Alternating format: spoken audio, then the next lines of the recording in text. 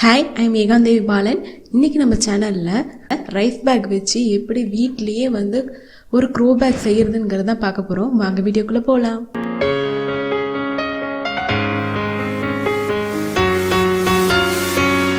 Rice back எடுத்துகிட்டு மேலாப்பில் அப்படியே fold பண்ணிகிட்டே வரலாம். உங்களுக்கு எவ்வளோ ஃபோல்டு வேணுமோ அந்த அளவுக்கு நீங்கள் ஃபோல்ட் பண்ணிகிட்டே வரலாம். உங்களோட பிளான் சைஸ் பொறுத்து தான் நீங்கள் ஃபோல்ட் பண்ணுறது இருக்குது. ஸோ நம்ம எவ்வளோ தூரம் மண் கொட்ட போகிறோமோ அது வரையும் விட்டுட்டு மற்ற எல்லாத்தையுமே நீங்கள் ஃபோல்ட் பண்ணிவிடுங்க.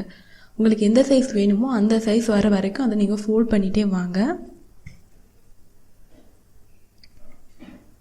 இப்போ ஃபோல்ட் பண்ணி முடிச்சாச்சு. இப்போ நீங்கள் அதில் ஒரு ஊசி உங்ககிட்ட நீடில் இருக்கும் எல்லாருக்கிட்டையும். ஸோ அந்த நீடில் எடுத்து அதில் நீங்கள் ஓட்டை போட்டுக்கோங்க. பேக்கை சுற்றிரும் ஓட்டை போட்டுட்ருங்க. பேக்கை சுற்றிரும் ஓட்டை போட்டுருங்க. இது எதுக்குன்னா அப்போ தான் உங்கள் வாட்டர்லாம் ட்ரை ஆகும். நீங்கள் மண் வச்சு பிளான்ட் வச்சதுக்கப்புறமா அந்த வாட்டர் நீங்கள் ஊற்றுற வாட்டர்லாம் ட்ரை ஆகிறதுக்காக இந்த ஹோல் நம்ம போட்டுக்கிறோம். இந்த மாதிரி பேக் ஃபுல்லாக ஹோல்டு போட்டுருங்க.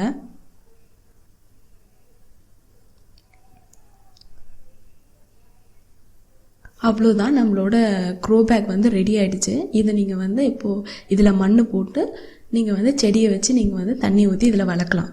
இந்த பேக் ரெடி ஆகிடுச்சு.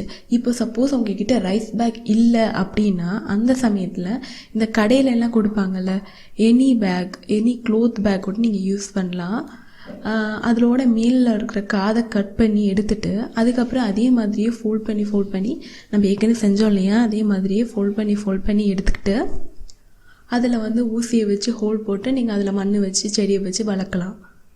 ஆனால் இது ரொம்ப டெம்ப்ரவரி. ரைஸ் பேக் தான் ரொம்ப நாளுக்கு வரும். இந்த க்ளோத் பேக் டெம்ப்ரவரி தான்.